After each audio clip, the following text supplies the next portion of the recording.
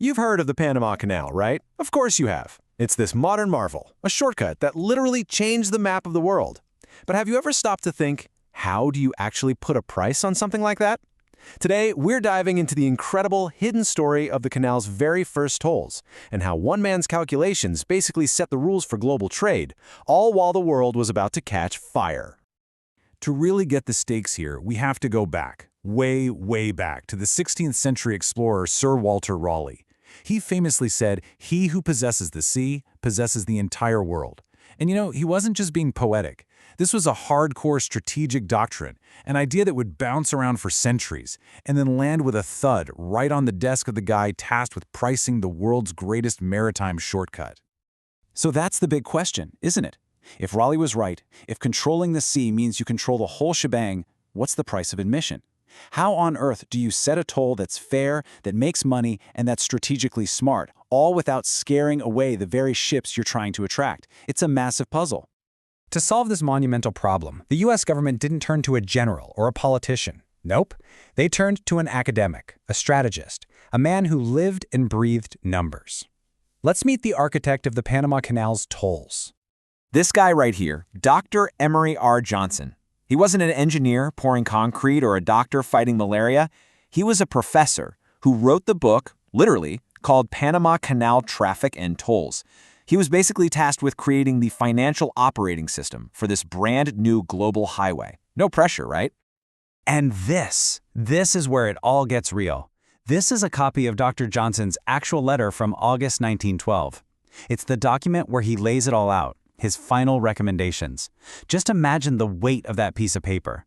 The numbers inside were about to dictate the flow of ships, money, and power across the entire planet. To really feel the pressure Johnson was under, let's go back to our friend Raleigh for a second. He wrote, "The world itself is but a great prison." A little dark, I know, but think about it. Johnson knew his tolls could be the key that unlocks the prison, freeing global trade, or they could become another set of bars, trapping it. He absolutely had to get this right. But here's the thing. Johnson wasn't just doing math in some quiet university office. The world around him was a ticking time bomb. And the year the canal finally opened was the exact same year that bomb went off. Okay, just look at the timing here. This is wild. August 1914, the Panama Canal opens its locks for the very first time. And in the exact same month, World War I explodes across Europe. All of a sudden, this commercial shortcut isn't just about saving time and money. It's a massive strategic piece on a global military chessboard.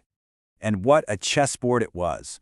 You had Great Britain, the undisputed king of the seas with 29 of these massive capital ships. And then you had Germany, racing to catch up with 18 of their own. Guys like the naval strategist Alfred Thayer Mahan were arguing that this kind of power was everything, and every nation was scrambling to build bigger and better fleets. But here's the catch. Mahan also gave this chilling warning. He said that naval power and the trade that fuels it could, quote, wither like a leaf in the fire. And that was the razor's edge Johnson was walking. If he set the tolls too high, he'd burn up the very trade the canal was built for. And American strategic power would just wither away with it. So, facing this incredibly high-stakes problem, where do you even start? Well, Johnson was smart. He knew he didn't have to reinvent the wheel. He just looked east to another man-made miracle that had already redrawn the map of the world. He looked to the Suez Canal. By 1914, it was under British control and was known as the lifeline of India. It was this absolutely vital artery for the British Empire, both for trade and for the military. For Johnson, Suez wasn't a rival. It was the perfect playbook. It had been working for decades. Why not learn from the best? So this is what his strategy boiled down to. It was a masterclass in balance. First, he studied the Suez model inside and out. Second, the tolls had to, pay the bills, cover all the costs of running the place. Third, they had to be cheap enough to actually convince ships to use the canal instead of going the long way around. And finally, and this is key, they had to be fair, to give every nation a shot. All right, so after all that research, all the geopolitical drama, and all the intense number crunching, what did he come up with? What were the magic numbers that were going to launch this new age of global trade? Here it is, the big one. Dr. Johnson recommended a toll of $1.20, $1.20 per net ton. That's basically a measure of how much cargo a ship can carry. For any merchant ship with cargo or passengers, that was it. That was the price of the shortcut. But he was also thinking one step ahead. To keep ships flowing smoothly in both directions, he proposed a 40% discount for ships that were in ballast, a fancy term for empty. It was a brilliant move. This simple discount encouraged a constant flow of traffic and stopped the canal from becoming a one-way street. And then, acknowledging that whole world at war thing, he set a totally separate, way lower rate for warships, just 50 cents per ton. This made sure that the canal wasn't just a highway for business, but also an accessible and affordable tool for any nation's navy. When you put it all together, these carefully balanced numbers transformed the Panama Canal. It was way more than just a big ditch connecting two oceans. It became what one historian called the world's first orbital station for commerce. This central point where entire nations, new ideas, and human destinies would meet, interact, and change course forever. But let's close with one last, really powerful idea from Sir Walter Raleigh. He wrote that the difference between the rich and the poor is simple. One eats whenever they want, and the other eats only when they can get food. Johnson knew, deep down, that the canal's tolls couldn't create a world of rich and poor nations when it came to sea access.